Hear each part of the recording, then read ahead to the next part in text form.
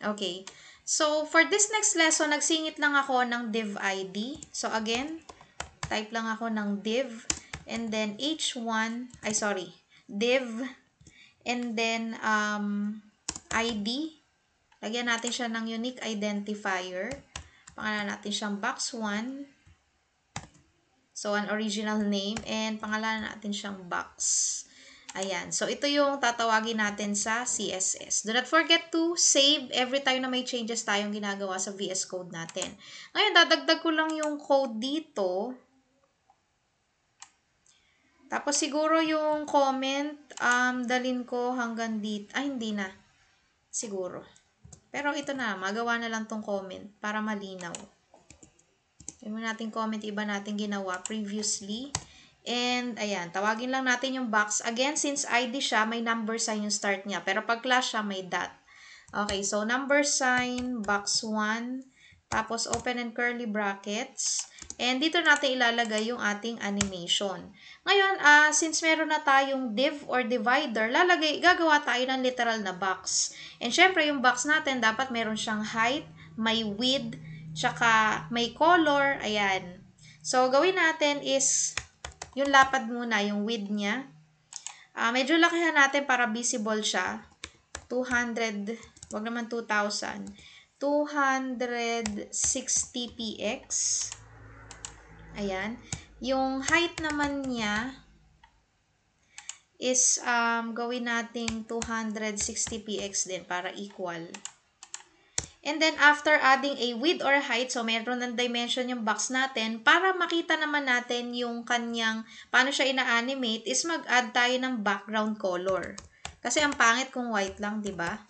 So, background color, hanap tayo medyo matingkad.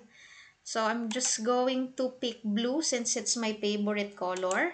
And then, yung font size, lakihan natin yung font size nung kanina na nakalagay na box.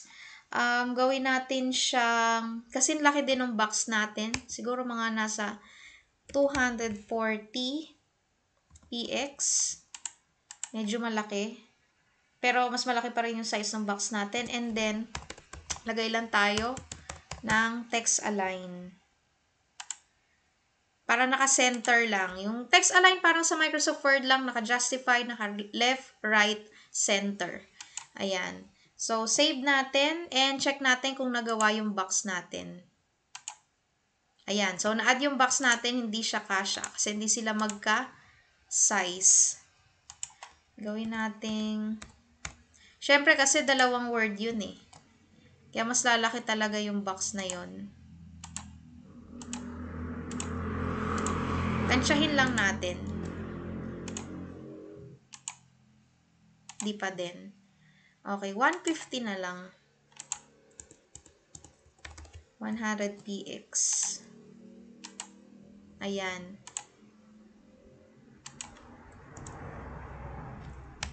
Tama na may height. Gawin nating 290 to.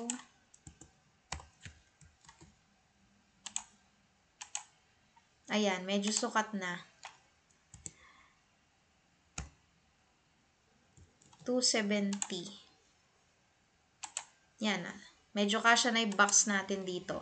So, ayan. Ito yung pong box na to mismo or yung box 1, since naka-group na siya, ito po yung ating i-animate. So, sa pag-animate lang natin, mag-add tayo sa baba.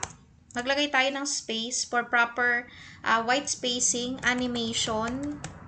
Ayan. And then, mag-isip lang tayo ng kahit anong variable na gusto natin. Again, let's follow proper camel casing. So, pag camel casing po, lowercase yung first word, yung second word is naka-proper case.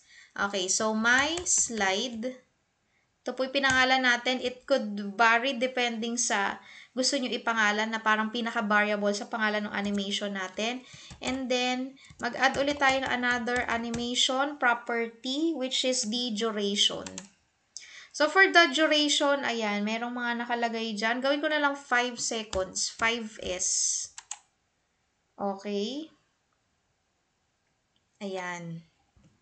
Tapos, since meron na tayong box, may animation na tayong my slide and animation duration na 5 seconds, now is dito na yung pinaka-effect ng animation natin nakasalalay sa keyframe. So, @ and then just type keyframes. Ayan. So, may keyframes na tayo para makapag-animate tayo. And then, tawagin lang natin yung variable ng pangalan ng variable ng animation natin, which is my slide. Make sure na magkamukha kung paano nyo siya tinay, kundi magkakaroon tayo ng error. And then, open and close, curly brackets. Maglalagay lang tayo ng from, ayan, tsaka to. Okay. So, sa may from, pwede tayo maglagay halimbawa ng margin left, and then 10%. Tapos, sa 2 naman is, gawa lang tayong margin left ulit. Tapos, let's make it 0%.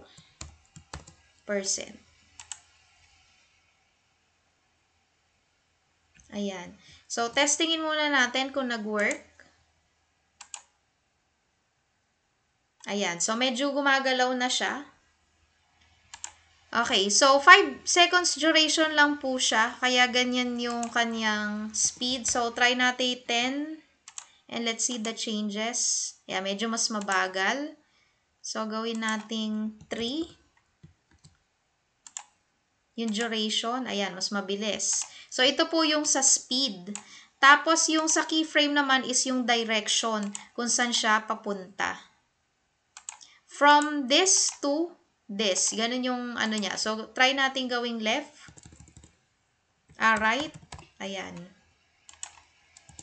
Tingnan natin kung magkaka-error or hindi. Save lang natin.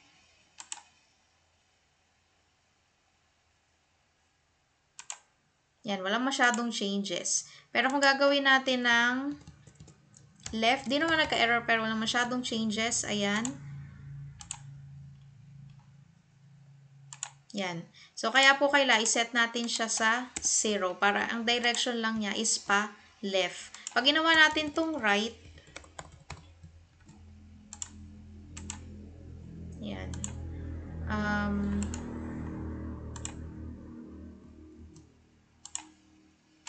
Walang masyadong changes. So, left po yung gagawin natin. By the way, itong margin left na to, kung 10% yung ginawa nyo is 10% mag-uumpisa yung box nyo. Pero kung ginawa nating 100%, mag-uumpisa siya from pinakasagad ng right. So, try natin. So, ito naka 100% yung margin left. So, dito siya mag-uumpisa sa dulo. Pag ginawa nating 50%, make sure naka 0 to para walang maging error. Ayan, medyo sa gitna siya mag-uumpisa. So, yan po yung example ng ating box. Now, may dadagdag tayo. What if gusto ko mas precise? Ayoko nung ganyan lang yung ating animation. So, we could opt for the longer method. So, ang gagawin lang natin is magdadagdag lang tayo ng maraming part dito. So, itatype ko na lang para hindi masyadong magtagal yung recording ng video. Ayan. So, nagdagdag lang po ako ng ibang property value. So, after animation, my slide, andito pa rin yung ating variable. Nagdagdag tayo ng animation play state. So, pagka naman ang enum, if you're using VS Code, it will tell you what each of this property value does. Or magbibigay din siya ng mga suggestions kung ano yung mga available na pwede nyo ilagay dito. Sa animation play state, it defines whether the animation is running or pause. So, ginawa ko dito is ginawa ko siyang running to imitate a action na tumatakbo siya. Parang ganon. And then, animation iteration count is, it defines the number of times the animation cycle is played. So, dito, ginawa ko infinite para dire-diretso yung pag-play ng ating box. And animation delay, ginawa ko 0 kasi ayaw naman natin siyang mag-stop. Yung delay is parang stop lang, masyado siyang mabilis. Animation timing, ginawa lang natin siyang linear kasi ang animation timing function, it describes how the animation will progress over one cycle of its duration, and animation duration is 3 seconds. Ganun lang siya katagal. So, pwede naman, pag tinaasan natin yung value nito, mas magtatagal pa siya. And yung keyframes lang, yung kanyang position is margin left. So, gawin natin 100% para simula dun sa dulo is magi-start siya, hindi lang sa gitna. So, pagka nirun natin to, ganito yung kanyang itsura. Bakit po siya automatic na tumatakbo? Kasi in-infinite natin siya kanina. So, try nyo ng hanap tayo nakasuggest na value dito. Gawin nating ayan, kung magkakaroon siya ng error.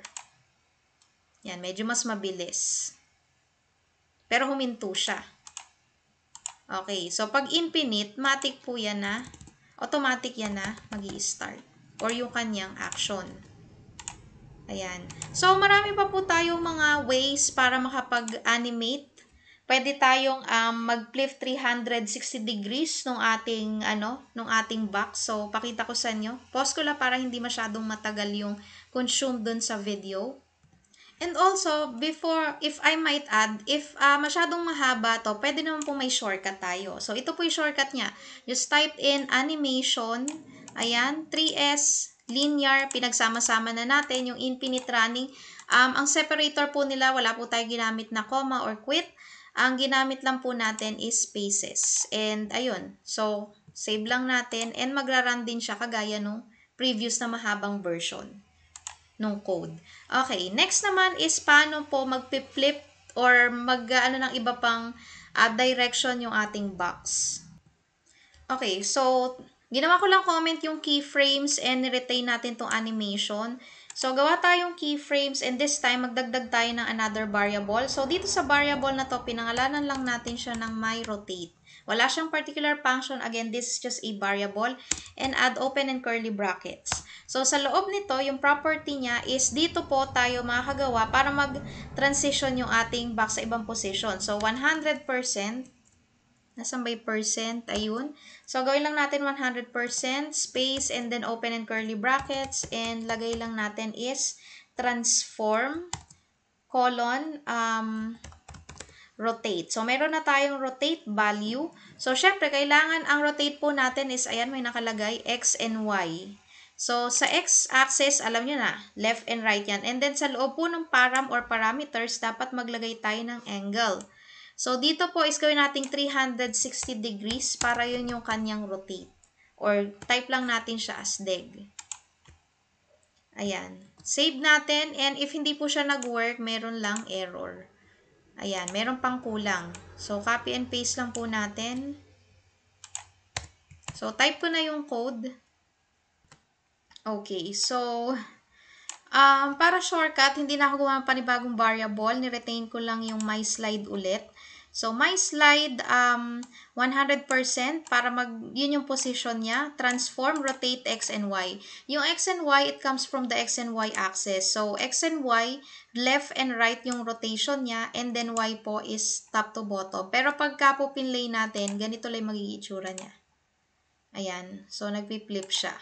Okay. Meron pang isa, actually. Next naman is yung rotate C. So, check naman natin kung paano siya. Copy and paste ko na lang din to.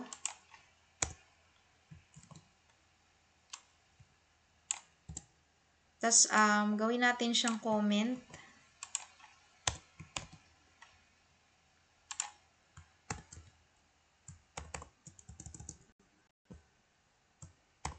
Ayan. Palitan lang natin siya ng C. Kasi kanina, di ba, nakasuggest siya, rotate C. So, what would happen if we apply rotate C? Ayan. So, rotate C is 360 degrees. It's a perfect combination of X and Y axis. Ayan. So, we can add more with animation, pero yan lang muna. So, how to rotate and how to create a simple animation. So, that concludes our lesson with simple animation with CSS.